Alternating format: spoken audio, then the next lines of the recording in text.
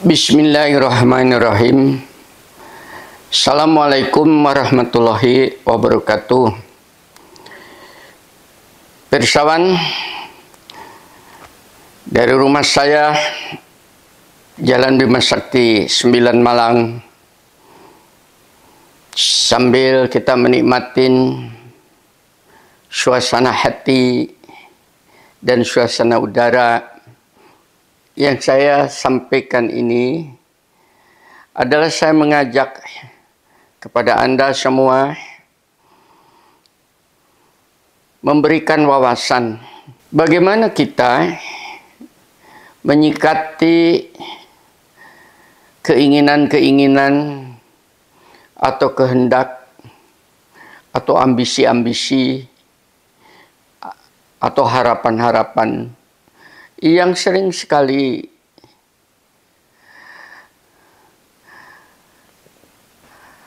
kita dengan segala daya dan usaha ingin wujudkan.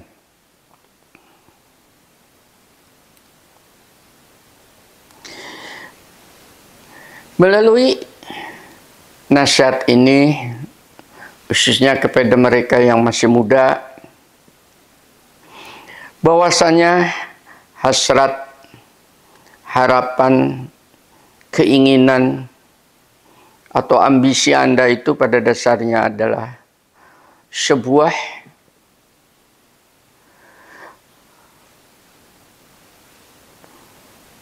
energi tersembunyi, pendorong agar supaya Anda bisa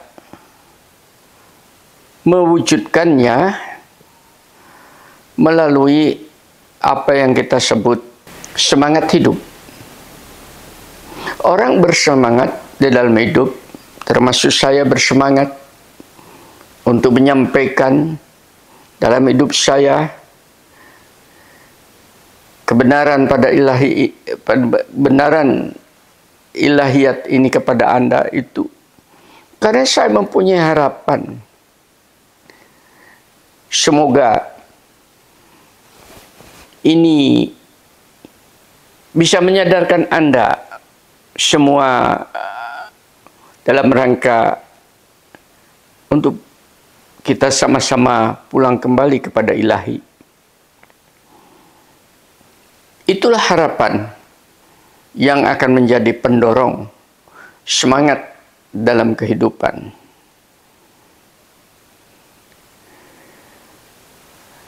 Sering sekali begitu bersemangatnya kita untuk mewujudkan harapan-harapan hidup kita,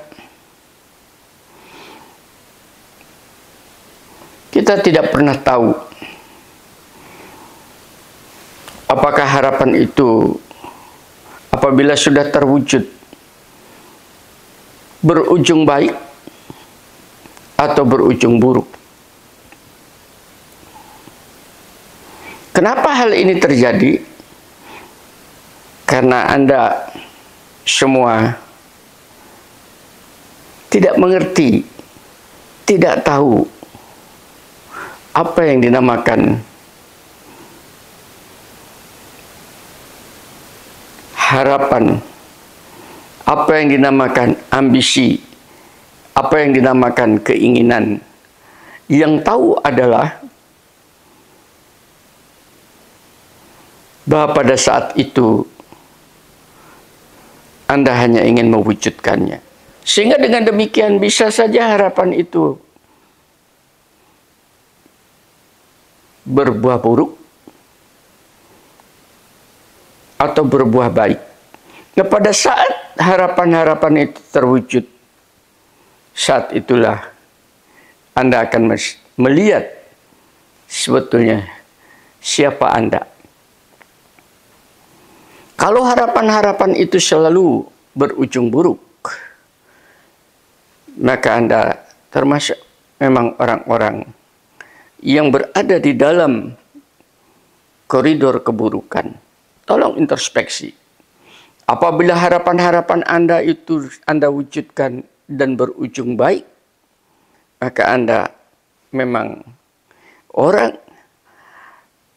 yang layak mendapatkan kesejahteraan hidup. Baik harapan itu berujung keburukan maupun harapan itu berujung kebaikan, maka pada saat itu Anda telah mendapatkan sebuah informasi pengetahuan. Pengetahuan itu bermanfaat atau tidak terhadap Anda, untuk Anda yang menerima buah daripada harapan itu tergantung kepada kelayakan Anda. Bagi mereka yang selalu berharap dan berujung buruk, kemudian dia sadar bahwa itu harapan-harapan yang palsu, itu tadi kemudian memperbaiki diri, itu jauh lebih baik daripada mereka yang punya harapan-harapan berujung baik, tapi dia tidak sadar bahwa kebaikan yang dia punyai, yang dia dapatkan itu adalah pengetahuan dalam rangka untuk dia syukurin, maka kebaikan yang dia dapatkan itu tidak bermanfaat apa-apa, kecuali hanya kebaikan sesaat. Mudah-mudahan Anda paham. Memang tidak ada yang salah dengan keinginan atau harapan. Tapi harapan atau keinginan tanpa dasar pengetahuan yang benar, dan kemudian berbuah keburukan, maka bukan harapan yang salah. Akan tetapi pilihan jalan yang Anda tempuh untuk memenuhi harapan itu tadi. Bukankah di dalam kenyataan kehidupan banyak para raja, para pejabat, para penguasa, setelah mereka mencapai puncak karir kekuasaannya, kemudian mereka jatuh dalam kehinaan, sehingga kerajaannya menjadi hancur, sehingga keluarganya menjadi hancur. Lalu di mana posisi harapan yang dia idolakan itu tadi telah sirna bersama dengan langkah kaki yang salah di dalam memilih jalan untuk mewujudkan harapan-harapan tersebut. Ketahuilah, kata lain daripada harapan, hasrat, atau keinginan, atau ambisi, dalam bahasa awam yang banyak dikenal keseharian, khususnya di dalam kehidupan bermasyarakat, itu yang dinamakan dengan hawa nafsu. Tidak ada yang salah dengan hawa nafsu. Yang salah adalah dalam pengelolaan. Sebagaimana saya katakan, harapan, keinginan, dan sebagainya itu adalah sebuah energi untuk mendorong semangat hidup. Hawa nafsu juga demikian, adalah energi untuk mendorong agar kita itu hidup bersemangat dan bersemarak. Saya ingin menempatkan hawa nafsu ini secara benar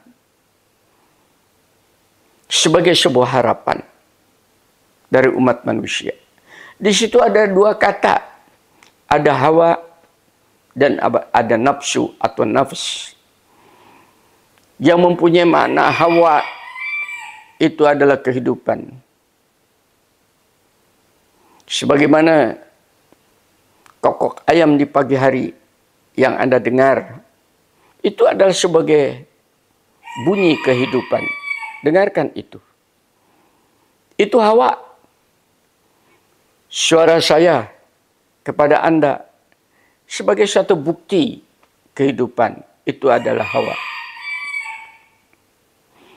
Dan nafsu itu adalah sebuah semangat atau harapan yang nampak, yang berwujud. Kita tempatkan pengertian nafsu biasanya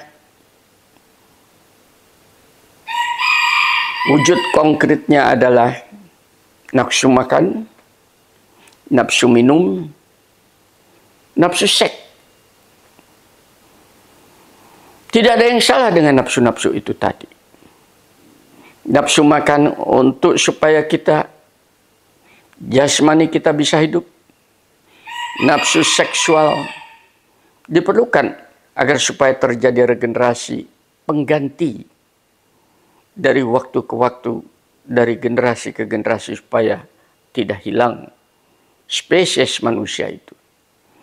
Pada posisi ini antara manusia dan hewan tidak ada bedanya. Sama, suka makan dan mempunyai hawa nafsu. Contoh konkretnya, dalam kesempatan ini saya punya nafsu, yaitu senang minum kopi di pagi hari. Karena selain hangat, dia bisa mempunyai alat perangsang kafeinnya untuk semangat hidup. Bismillah.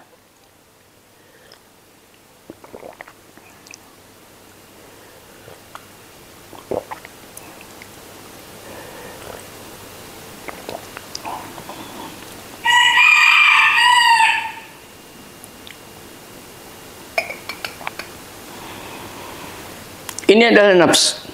Nafsu pilihan manusia. Nafsu memilih teh. Nafsu memilih kopi. Nafsu memilih anggur. Nafsu memilih coklat dan sebagainya. Nafsu. Yang semuanya ada wujudnya.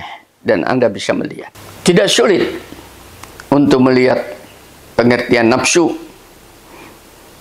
dalam keseharian.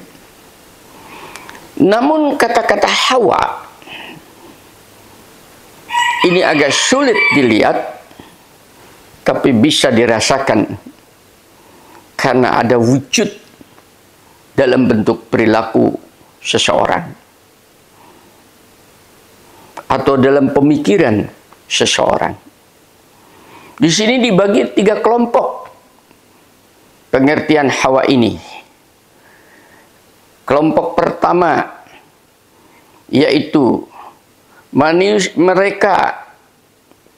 manusia yang memiliki hawa, suka marah, suka emosi,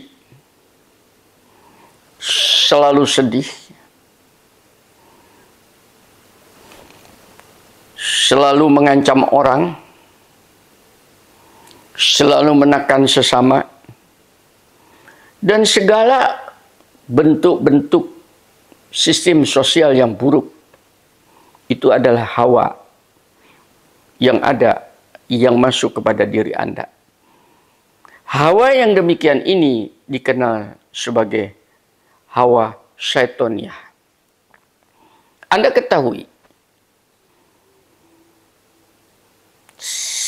sifat syaitoniah itu terbawa dari nenek moyang mereka, yaitu iblis. Mengapa iblis menentang Tuhan? Pada saat disuruh sujud kepada Adam, dia menolak. Karena iblis memiliki sifat bawaan, yaitu takabur, sombong.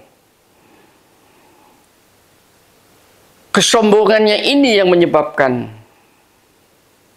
dia selalu menentang kebenaran karena merasa dirinya selalu benar. Kesombongannya ini yang menyamakan dia mengancam orang karena dia merasa dirinya terancam. Kesombongannya ini selalu merayu orang supaya mengikuti ajakannya. Karena rayuan-rayuannya itu bisa menyebab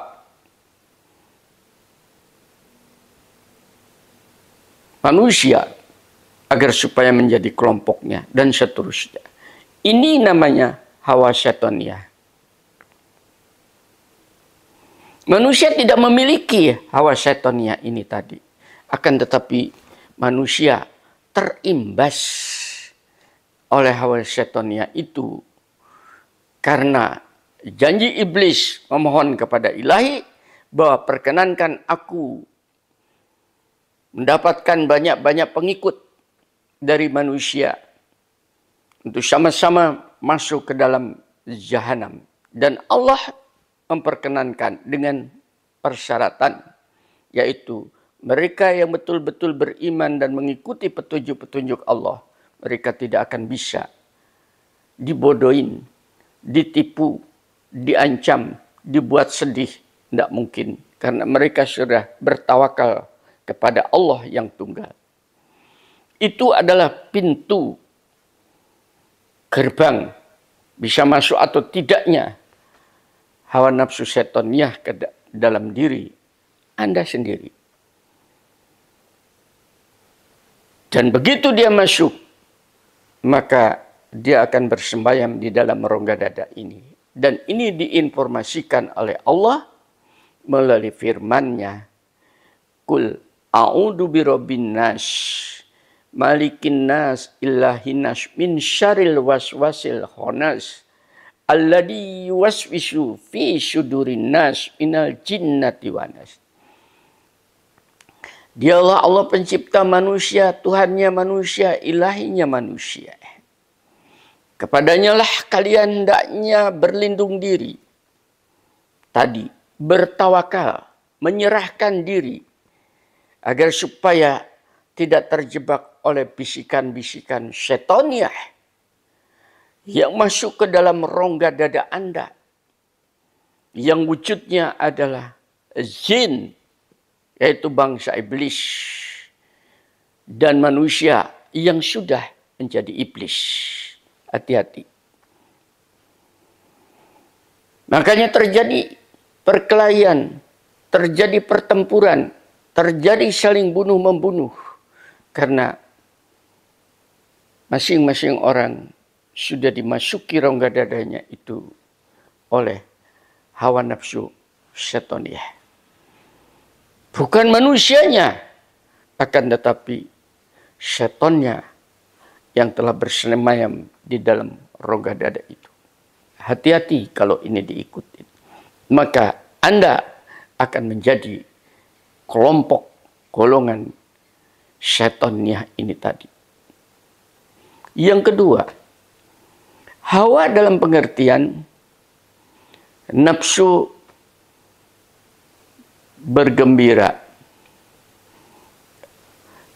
Hawa dalam pengertian kecerdasan.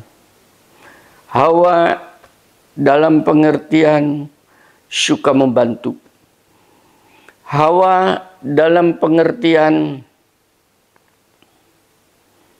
suka mencari pengetahuan. Hawa dalam pengertian menjadi senang apabila melihat orang senang. Dan ikut sedih apabila ada orang menderita. Hawa kasih sayang, hawa berhati lembut, dan sebagainya. Ini adalah sifat rohani, sifat bawaan yang diberikan oleh Allah kepada siapa saja yang namanya manusia. Pada Anda dan kepada saya itu sendiri. Dikenal sebagai sifat rohaniyah yang telah menguasai jiwa Anda. Maka apabila Anda memiliki hal yang demikian, tolong dipelihara. Karena itu adalah sebuah kurnia bawaan dari ilahi. Sarana dan prasarana untuk memelihara itu, satu, Anda banyak bertafakur kepada Allah. Yang kedua, Anda banyak beristighfar kepada Allah. Memohon ampun. Kalau Anda salah, segera bertobat. Anda berkasih sayang dengan sesama. Anda banyak membantu dengan sesama. Anda banyak bertebaran di atas muka bumi agar supaya luas pengetahuan dan menjadi bijak. Tolong ini dipelihara, karena ini adalah sebuah kurnia. Tanpa pemeliharaan, maka ronda dada Anda akan diisi oleh hawa syaitaniyah tadi. Kalau ini yang dominan, maka jiwa Anda ini akan membimbing Anda kepada harapan-harapan yang benar, kepada harapan-harapan yang baik dan berujung kebaikan. Yang ketiga, hawa dalam pengertian selalu merasa bahwa dalam kehidupan ini saya terkontrol oleh pencipta hidup kita ini. Dikontrol oleh ilahi. Dalam bahasa tasawuf itu dikenal sebagai muraqabah. Sehingga karena kita merasa dikontrol oleh ilahi tadi, maka kita merasa malu untuk berbuat yang tidak benar. Kita merasa berkhianat kepada yang berkasih sayang kepada kita. Akhirnya pada dirinya akan muncul apa yang dinamakan dengan merasa selalu bersama dengan ilahinya. Kemanapun dan dimanapun. Dan dia tidak akan merasa sendirian. Orang yang demikian ini tidak akan pernah merasa sedih. Karena tahu Tuhan menyertainya. Kalau Anda sudah merasa bahwa Tuhan selalu bersama dengan Anda, maka pada waktunya Anda akan semakin cinta kepadanya. Kita cinta kepada sesama teman, cinta kepada pasangan hidup, karena kita kebersamaan dengan yang bersangkutan. Cinta kepada ilahi, karena kita sudah merasakan dohirnya ilahi dalam kebersamaan. Kita minum kembali.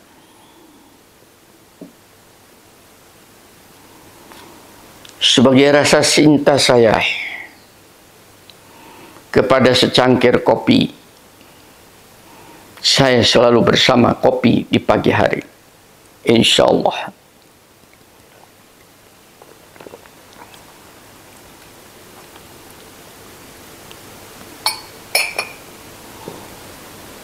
Cinta dalam bahasa tasawuf dikenal sebagai mahabbah. Kalau cinta sudah mencapai puncaknya, maka muncullah rasa ingin berjumpa. Itu yang dinamakan rindu. Kita merindukan ilahi. Kita merindukan yang dicintai. Bedanya, apabila kita mencintai makhluk sampai kepada tingkat rindu, maka manakala kita bertemu, rindunya akan hilang. Akan tetapi, apabila kita merindukan ilahi, setelah lama tidak mengenal, tidak bersamanya, kemudian kita mengenal ilahi,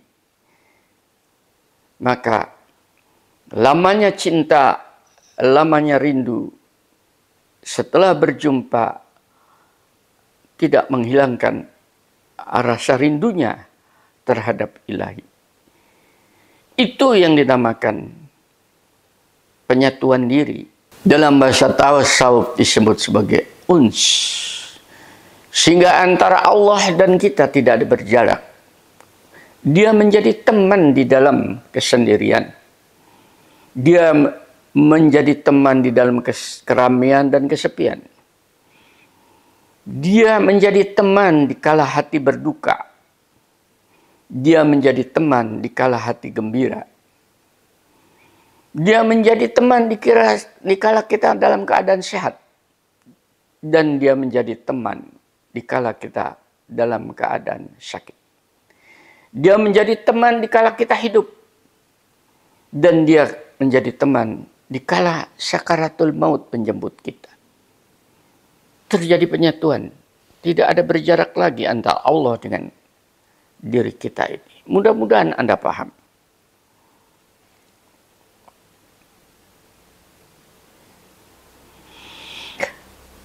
Kalau Anda sudah sampai ke tingkat itu tadi, maka Anda akan merasakan tentram dan damainya hati. Itu yang dinamakan musyahadat. Itu yang dinamakan hati menjadi sakinah. Hati yang sudah ditempatin oleh dohirnya ilahi, bersemayamnya Allah di dalam hati yang demikian itu tadi. Maka segala rahasia menjadi terbuka.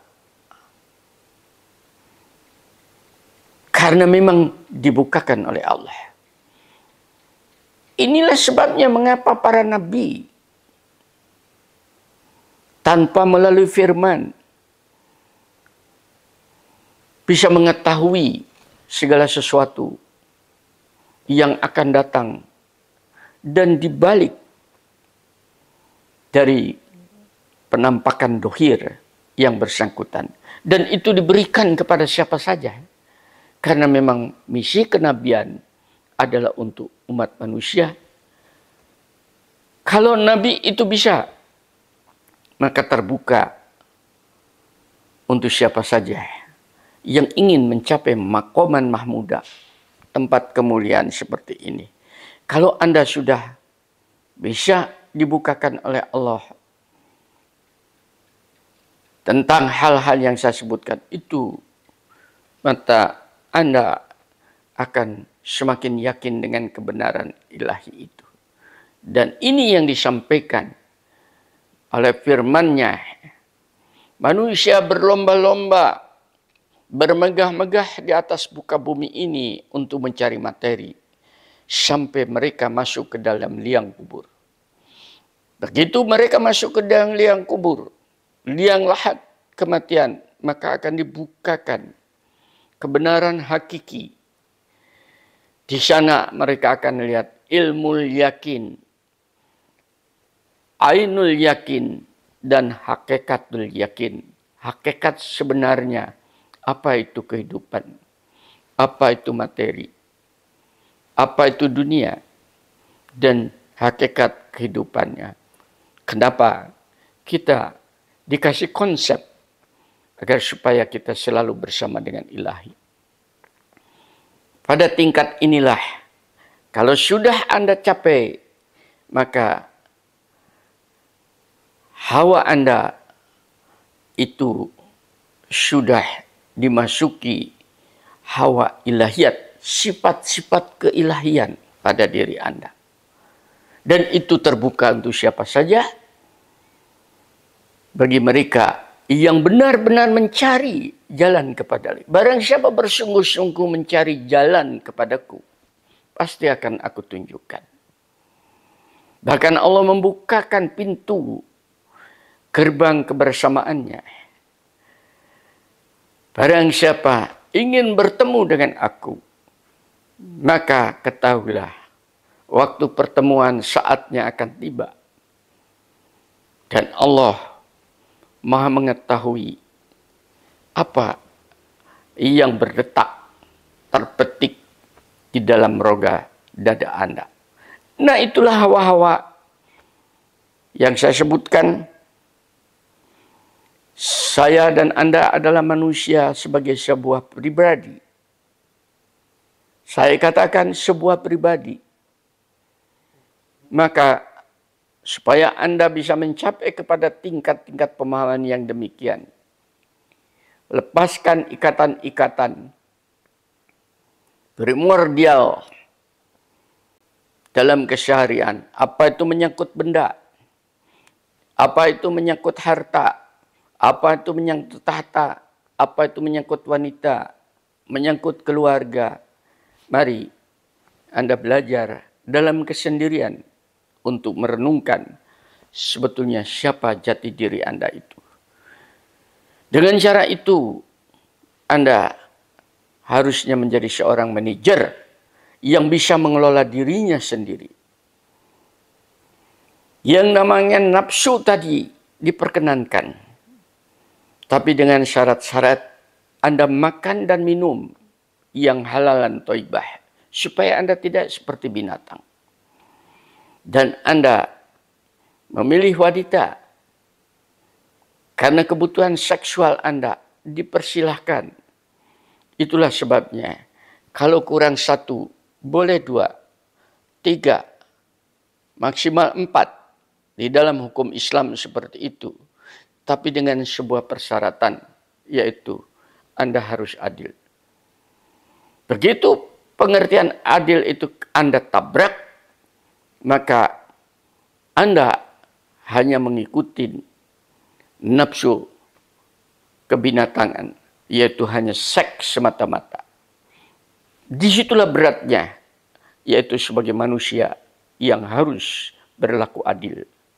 Tolong Anda pikirkan, supaya Anda tidak terjebak kepada hukum fikih yang menghalalkan, tapi Anda tidak tahu tentang hakikat, kenapa dihalalkan, dan kenapa harus bersikap adil. Dalam menghadapi hawa syaitaniyah, bergaulah Anda dalam keseharian dengan orang-orang yang cerdas. Bergaulah Anda dengan orang-orang yang betul-betul soleh. Kalau Anda tidak bisa bergaul dengan orang-orang soleh, bergaulah Anda dengan orang-orang yang selalu berbuat dosa dari waktu ke waktu, akan tetapi dia sedang berusaha untuk bertobat, mencari maghfirah Allah. Gauli mereka. Insya Allah Anda akan bersama mendapatkan maghfirah Allah. Dan jauhilah mereka-mereka yang soleh, akan tetapi mereka tidak pernah merasa bahwa dirinya itu berdosa. Jauhin mereka, karena pada dasarnya mereka itu ahli neraka. Hanya kamuflase agar supaya kelihatan kesolehannya oleh orang lain. Orang soleh sesungguhnya kesolehannya itu adalah karena dia sadar bahwa dia telah berbuat salah, sehingga dia ingin memperbaiki diri dengan amal-amal kesolehan. Itulah yang benar. Dengan cara itu, Anda dari waktu ke waktu akan semakin dewasa dan semakin kaya dengan pengetahuan-pengetahuan, ilmu hikmah, dan Anda akan naik. Rongga dada Anda diisi oleh hawa rohaniah Anda yang dibawa dari alam lahut, yang setiap hari masuk keluar dalam tubuh Anda melalui tidur Anda dan bangun Anda. Dan apabila Anda ingin meningkatkan diri Anda lebih jauh, memohon kepada Allah agar supaya diperkenankan selalu bersama dengannya dalam melangkah ucapan, pandangan hidup, pikiran, dan tingkah laku kita itu dalam kontrol ilahi. Maka pada saat itu secara tidak terasa Anda telah menjadi mandataris ilahi di atas muka bumi, sebagaimana para nabi juga demikian. Mudah-mudahan sekelumit pemahaman Antara harapan, keinginan, ambisi, cita-cita itu menjadi jelas. Supaya Anda dalam melakukan tindakan karena bersemangat itu tidak berjalan di dalam kegelapan, tapi dalam cahaya yang terang benderang, yaitu cahaya pengetahuan. Walhamdulillahirabbil alamin. Assalamualaikum warahmatullahi wabarakatuh.